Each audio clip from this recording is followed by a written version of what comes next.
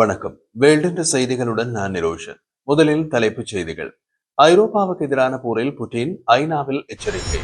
Nobel பரிசு பெற ட்ரம்புக்கு ஒரு பாதையை காட்டிய மேக்ரோன். அழிவுகரமான ரசா புயல் சீனாவில் 20 லட்சம் பேர் பாதிப்பு. ஹாங்காங்கில் 100 விமானங்கள் ரத்து. ட்ரம்புக்கு சீனா பதிலடி. ரஷ்யாவுடன் வர்த்தகம் செய்வது யார் என்று பாருங்கள். ஐரோப்பிய விமான நிலையங்களில் சைபர் தாக்குதல். சந்தேக நபர் கைது. ட்ரம்பின் மாற்றத்திற்கு யார் காரணம்? போட்டுடைத்த ரஷ்யா. பாலஸ்தீன விவகாரத்தை பேசும்போது மைக் துண்டிக்கப்பட்டதால் சந்தேகம். இஸ்ரேலிய முற்றுகைக்குள் மொத்தமாக சிக்கிய ஹமாஸ் தளபதிகள். இனி விரிவான செய்திகள். ஐநாவின் 80வது பொதுக்குழு கூட்டம் அமெரிக்காவின் நியூயார்க் நகரில் நடைபெற்று வருகிறது. நேற்றைய கூட்டத்தில் பேசிய உக்ரைன் ஜனாதிபதி செலன்ஸ்கி புட்டினை இப்போது தடுத்து நிறுத்தவில்லை என்றால் உக்ரைனின் எல்லைகளுக்கு அப்பால் ஐரோப்பாவுக்கும் போரை விரிவுபடுத்துவார் என்றார். மேலும் பேசிய அவர் ரஷ்ய ஆளற்ற விமானங்கள் மற்றும் ஜெட் விமானங்கள் நேட்டோ வான்வெளியில் அத்துமுறை நுழைகின்றன. ரஷ்யாவை இப்போதே தடுத்து நிறுத்த ஐநா நடவடிக்கை கட்டாயம் எடுக்கப்பட வேண்டும். நேச நாடுகள் ஒன்றிணைந்து உக்ரைனுக்கு ஆதரவு கொடுத்தால் மட்டுமே ரஷ்யாவின் ஆக்கிரமிப்பில் இருந்து பிற நாடுகளை காப்பாற்ற முடியும்.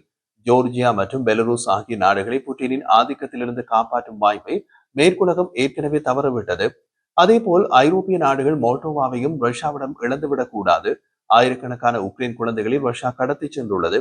அவர்களில் சிலரை மட்டுமே மீட்டுக் கொண்டு வந்திருக்கின்றோம். அவர்கள் அனைவரும் மீட்க இன்னமும் எவ்வளவு காலம் எடுக்கும்?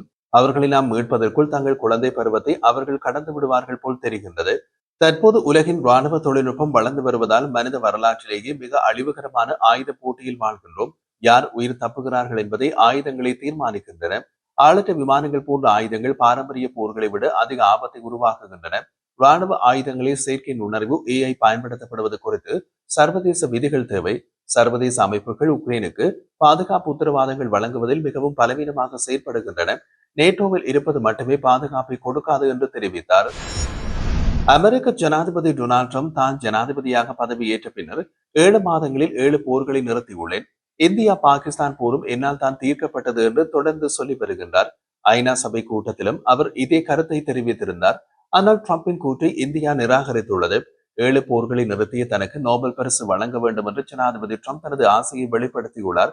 அது பற்றி பிரெஞ்சு ஜனாதிபதி இமானுவேல் மேக்ரோன் கூறிய போது காசா போரை முடிவுக்கு கொண்டு வந்தால் மட்டுமே ட்ரம்புக்கான அமைதிக்கான நோபல் பரிசை வெல்ல முடியும் என்றார். அதை விளக்கி கூறிய அவர் இஸ்ரேலுக்கு அழுத்தம் கொடுக்கும் அதிகாரம் அமெரிக்காவுக்கு மட்டுமே உள்ளது. தற்போதைய சூழ்நிலையில் காசா போரில் ஏதாவது செய்யக்கூடிய நபராக ட்ரம்ப் இருக்கிறார். காசாவில் இஸ்ரேலிய அரசு தனது ராணுவ நடவடிக்கைகளை நிறுத்த அமெரிக்கா அழுத்தம் கொடுக்க வேண்டும்.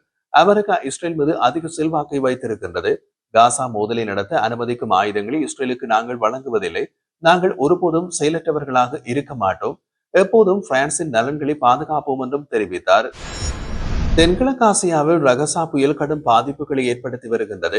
அந்த புயல் தற்போது சீனாவின் தெற்கு கடலோர பகுதியை நோக்கி செல்கின்றது. ஹாங்காங்கையும் தாக்கியுள்ளது. இந்த நிலையில் தாய்வானின் கிழக்கே ஹுவாலியன் கவுண்டி பகுதியை புயல் தாக்கிய போது 70 சென்டிமீட்டர் அளவுக்கு மழை பொழிவு இருந்தது. தொடர் கனமழையால் மலைப்பகுதியில் அமைந்த ஏரி ஒன்று உடைந்தது. அதையடுத்து ஏரியிலிருந்து 60 மில்லியன் டன் அளவிலான நீர் வெளியேறியது. தண்ணீர் பாய்ந்ததில் பாலம் ஒன்றும் சேதமடைந்தது.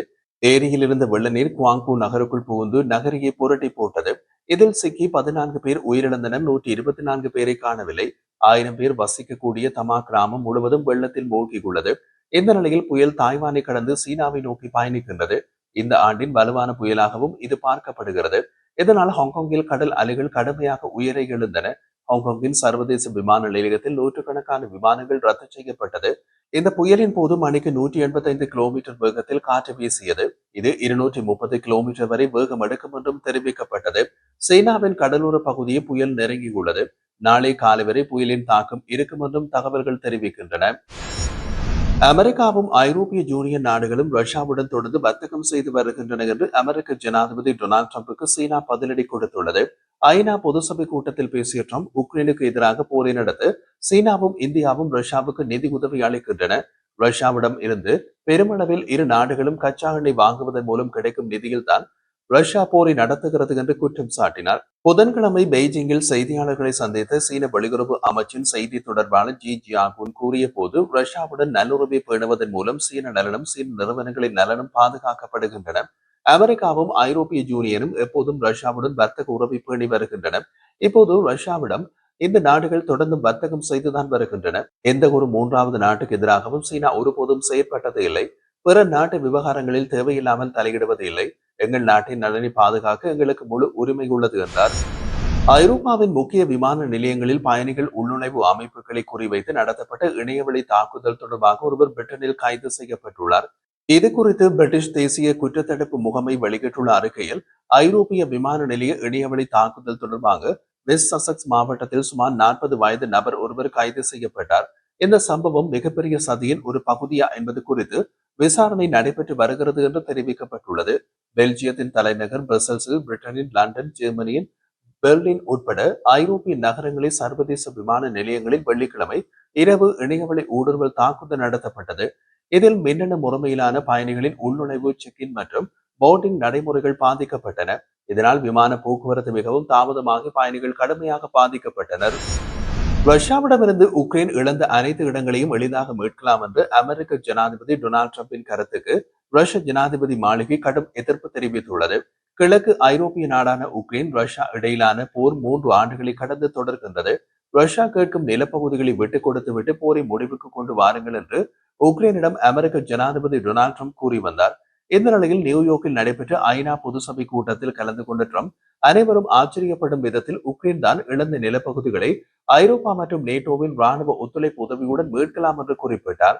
ட்ரம்பின் இந்த கருத்துக்கு ரஷ்ய ஜனாதிபதி மாளிகையின் செய்தி தொடர்பாளர் டிமிட்ரி பெஸ்கோவ் பதிலளித்துள்ளார். ஐநா பொது சபை அமர்வில் உக்ரைன் ஜனாதிபதி வோலோடிமிர் செலன்ஸ்கியை சந்தித்ததே ட்ரம்பின் மாற்றத்திற்கான காரணம். உக்ரைன் உடனான ராணுவ மோதல் தொடர்பான ட்ரம்பின் அனைத்து கருத்துக்களுக்கும் ரஷ்யா உடன்படாது.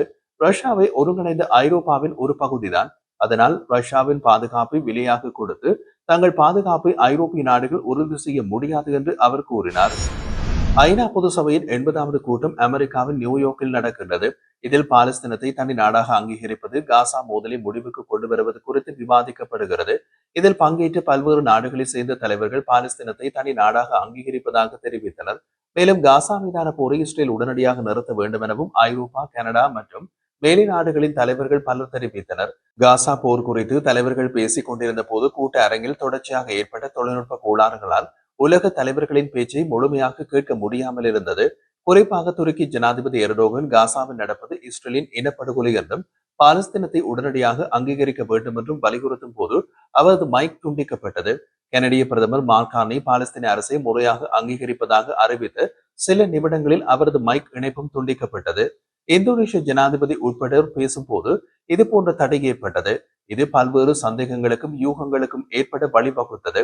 ஆனால் மின்னணு சாதனங்களில் ஏற்பட்ட கோளாறு காரணம் என்று ஐக்கிய நாடுகள் சபை அதிகாரிகள் தெரிவித்துள்ளனர். காசா நகரத்தை சுற்றி வளைக்கும் பணியை IDF செய்து முடித்ததாக ராணுவ வட்டாரங்கள் தெரிவித்தன. இப்போது காசா நகரம் இஸ்ரேலிய ராணுவத்தின் முழுமையான முற்றுகையில் உள்ளது. காசா நகரின் ஷேக் ரத்வான் கடற்கரை, சப்ரா மற்றும் டெல் அல் ஹவா ஆகிய பகுதிகளுக்கு உள்ளேயும் அதை சுற்றியுள்ள முக்கிய பகுதிகளையும் IDF பிரிவுகள் 3 கைப்பற்றி முடித்தன. 6 லட்சத்திற்கும் மேற்பட்ட குடியிருப்பாளர்கள் ஏற்கனவே காசா நகரத்தை விட்டு வெளியேறிவிட்டதாக ராணுவ மதிப்பீடுகள் தெரிவிக்கின்றன. ஹமாஸ் தற்போது குழப்பமான நிலையில் இருப்பதாக ஒரு ராணுவ அதிகாரி தெரிவித்தார். குழப்பத்திற்கு காரணம் IDF எங்கிருந்து தாக்குகிறது என்பது ஹமாஸுக்கு தெரியவில்லை. மேலும் அவர்களுக்கு எதிராக நாம் பயன்படுத்தும் படைகளின் அளவு குறித்து அவர்களுக்கு தெளிவான புரிதல் இல்லை. இப்போதைக்கு மோதல்கள் குறைவாகவே உள்ளன. ஹமாஸ் ஒரு சில சம்பவங்களை தவிர பெரிய மோதல்களை தவிர்க்கின்றது. அவற்றில் ஒன்றில் நேற்று 77வது கவச பெட்டாலியன் படைப்பிரிவின் தளபதியான மேஜர் ஷஹார் நெட்டனல் புசாக்லோ போரில் கொல்லப்பட்டார். துருப்புக்களின் நடமாட்டம் குறைவாக இருந்ததாகவும் மோதல்களின் எண்ணிக்கை பெரிதாக இல்லை என்றும் ராணுவ வட்டாரம் கூறியது. அவர்கள் மறைவிடங்களில் பதுங்கி இருந்து தமது பலத்தை பாதுகாக்க விரும்புகிறார்கள். ஹமாஸ் இயக்கத்தின் தளபதிகள் அனைவரும் மாயமாக மறைந்து விட்டார்கள். கடந்த சில தினங்களில் ஹமாஸின் தளபதிகள் சிலர் கொல்லப்பட்டதும் அதற்கு காரணமாக இருக்கலாம். நிலம், கடல், வான்வெளி மற்றும் நாடு முழுவதும் உள்ள அனைத்து பிரிவுகளிலும் IDF போர்ப்படைகள் பலப்படுத்தப்பட்டுள்ளன. மறுபுறம் ஹமாஸ் தளபதிகள் கடும் அழுத்தம் காரணமாக துயரத்தில் இருப்பதாக தெரிகிறது.